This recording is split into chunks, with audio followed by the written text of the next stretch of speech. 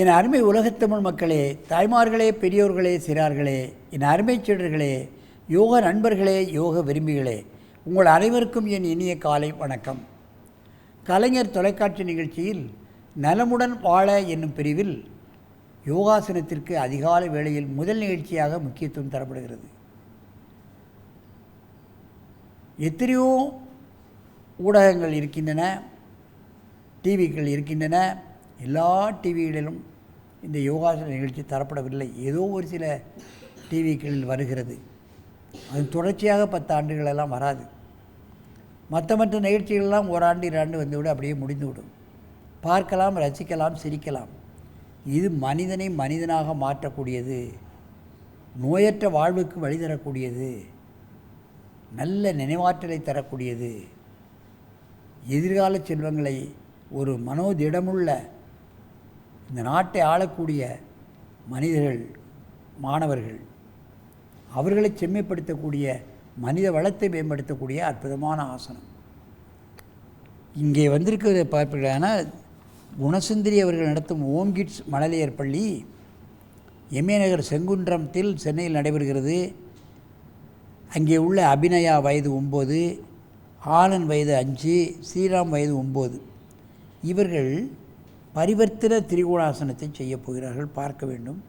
சின்ன குழந்தைகள் தங்களுடைய உடலை எப்படி வளைத்து இந்த ஆசனத்தை செய்கிறார்கள் என்பதை பார்க்க வேண்டும். என் அருமை குழந்தைகளே, அங்கே நமது ஆசிரியர் தனுஷ்கோடி அவர்கள், மனவளக்கலை ஆசிரியர், இந்த குழந்தைகளை எப்படி வதக்கி இருக்கிறார் என்பதை பார்க்க வேண்டும். என் அருமை மாணவர்களே, நீங்கள் பத்மாசனத்தை கலைத்து விட்டு எழுந்து நில்லுங்கள். காலை சற்று அகலமாக வைத்துக் கொள்ளுங்கள். மெதுவாக செய்யணும். முதல்ல கையை 2 பக்கமும் உயர்த்துங்க.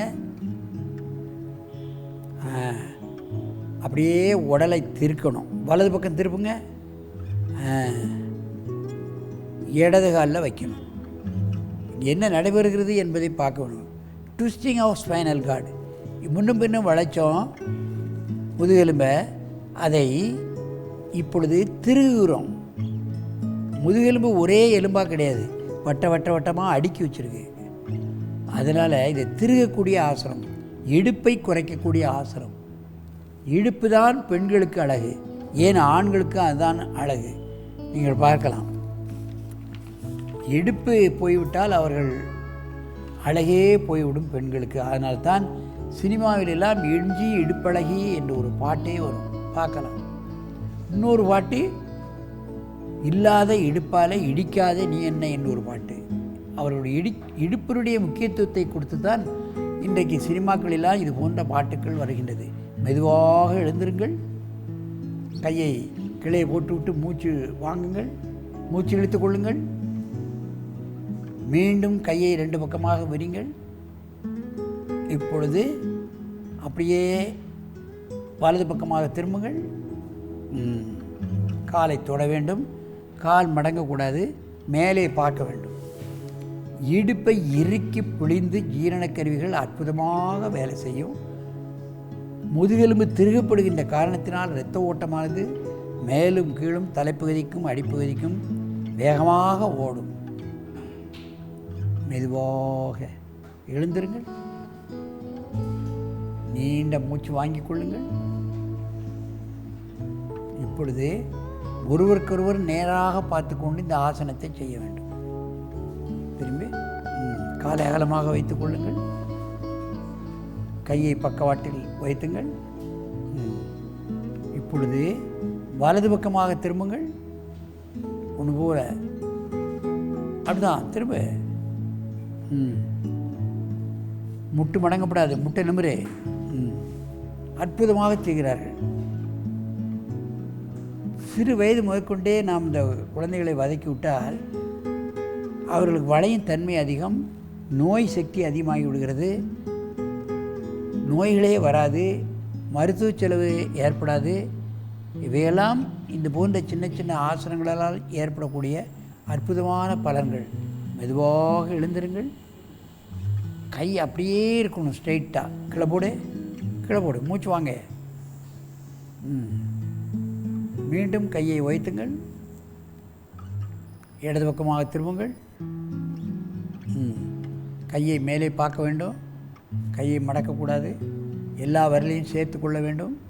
திரிகோண பரிவர்த்தன திரிகோணாசனம், உடல் திருகிய திரிகோணாசனம், அதைத்தான் நான் கவனிக்க வேண்டும். எவ்வளவு அழகாக செய்கிறார்கள் பாருங்கள். மெதுவாக இந்த ஆசனத்தை கலையுங்கள். நிமிர்ந்து மூச்சு வாங்கிக் கொள்ளுங்கள். முன்பு போன்று கேமரா பார்க்க உட்காருங்கள் பத்மாசனத்தில். என் அருமை பெரியவர்களே, இவ்வளவு காலம் பல்வேறு ஆசனங்களை பார்த்தோம். முன்னும் பின்னும் வளையக்கூடிய ஆசனங்களைத்தான் நாம் செய்தோம். முதுகெலும்பை திருக்கக்கூடிய ஆசனங்கள் கிடையாது.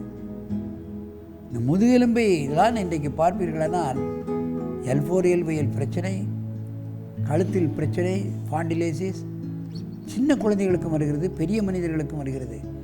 அலுவலகத்தில் மணிக்கணக்காக உட்கார்ந்து இருக்கிறவர்களுக்கும், கம்ப்யூட்டரில் மணிக்கணக்காக உட்கார்ந்து இருப்பவர்களுக்கும் முதுகிலும் அடித்தண்டிலும் மேல் முதுகிலும் வலி வந்து விடுகிறது. அங்கே வேலை செய்ய முடியாத நிலையெல்லாம் ஏற்பட்டு விடுகிறது. அவர்கள் இந்த ஆசனங்களை காலை மாலை ஏன் மதியம் கூட நீங்கள் அலுவலகங்களில் ஒரு 4-5 தடவை இதை பண்ணிங்கன்னா நிறைய நேரம் உட்கார்ந்து வேலை செய்யலாம். முதுகெலும்பை பலப்படுத்த வேண்டும், அதை ஃப்ளெக்சிபிள் ஆக்க வேண்டும். அப்பொழுது மேலும் வேலை செய்யலாம். கம்ப்யூட்டர் உலகமாக இருக்கின்ற காரணத்தினால், மணிக்கணக்காக அங்கே இரவு பகலாக வேலை செய்கின்ற காரணத்தினால் நிச்சயமாக முதுகெலும்பை முன்னும் முன்னும் வளைக்க வேண்டும், பக்கவாட்டிலும் வளைக்க வேண்டும் என்பதை நான் உங்களை கேட்டுக்கொள்கிறேன். ஆகவே இதுபோன்ற அற்புதமான ஆசனங்களை எல்லோரும் பழகி உடலும் உள்ளமும் ஆரோக்கியமாக வைத்துக்கொண்டு நெடிது இனிது வாழ வேண்டும் என்று கேட்டு உங்களிடமிருந்து விடைபெறுவதே ஆசனம் ஆண்டியப்பன். வணக்கம்.